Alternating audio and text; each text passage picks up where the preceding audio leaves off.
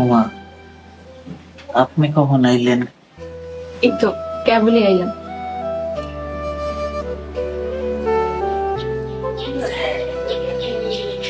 আপনার আমার ঘরে বেশি ঘুরঘুর করা ঠিক না।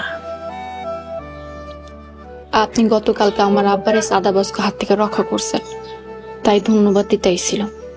ধন্যবাদ আমারে না দিয়া আল্লাহরে দেন, তার শুকরিয়া আদায় করেন। আমার আব্বারে তো আপনি বাঁচাইছেন, আল্লাহরে কেন ধন্যবাদ দিব? আল্লাহ তাআলার ইশারা ছাড়া একটা গাছের পাতাও লড়ে না, মানুষ তো উছিলা মাত্র। আচ্ছা ঠিক আছে, আল্লাহরে ধন্যবাদ, সাথে সাথে আপনারও ধন্যবাদ। না না, এমনি কইলে তো হইব না। তাইলে কি করতে হইব? নিয়মিত 5 ওয়াক্ত নামাজ আদায় করতে হইব। আমি 5 ওয়াক্ত নামাজ পড়লে আপনি খুশি হন? আস্তাগফিরুল্লাহ। নামাজ শুধুমাত্র এক আল্লাহ তাআলারে খুশি করার জন্য, আর কারো জন্য না। তাই আপনি নামাজ পড়া আমার সুস্থতার লগে দোয়া করলে আমি খুশি হব। ঠিক আছে, আমি নামাজ পড়ে আল্লাহর কাছে আপনার লেগে দোয়া করব। আপনি ঠিক মতো ওষুধগুলা খাইয়েন। আচ্ছা খামনি। আমি খাইতে গেলে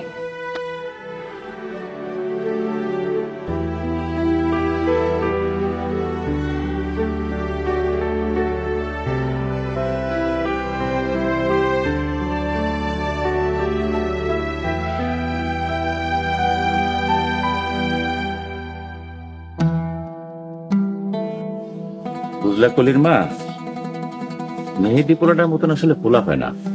আরে পোলাটা নিজের জানের ঝুঁকি নিয়ে আসে আমারে বাঁচাইছে। আমাগো খাই আমাগো পরে, আপনারা তো বাসাই বই।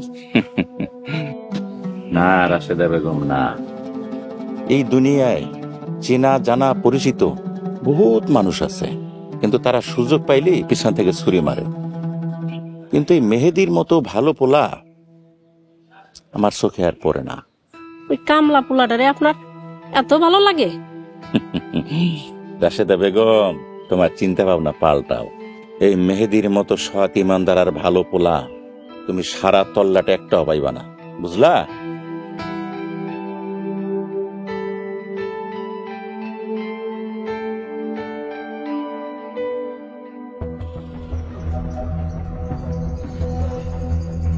আচ্ছা খালা,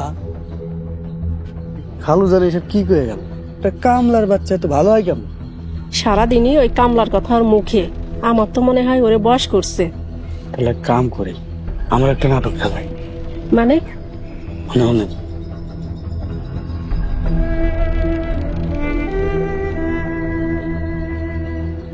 কাম হইব তো? অবশ্যই কাম হইব, খালি কাল সকালটা হইতে দেন। তারপর দেখেন ওই কামলার বাচ্চারে কেমন করে ঘাট ধরে বাড়ি থেকে বাইর করি। তাইলে তো ভালোই হইব। নগদ পেমেন্টে 500 টাকা পর্যন্ত ক্যাশব্যাক আর লেনদেনে প্রতিদিন ডিপ ফ্রিজ এবং ঘন্টায় ঘন্টায় এসি টিভি সহ দারুণ সব গিফট।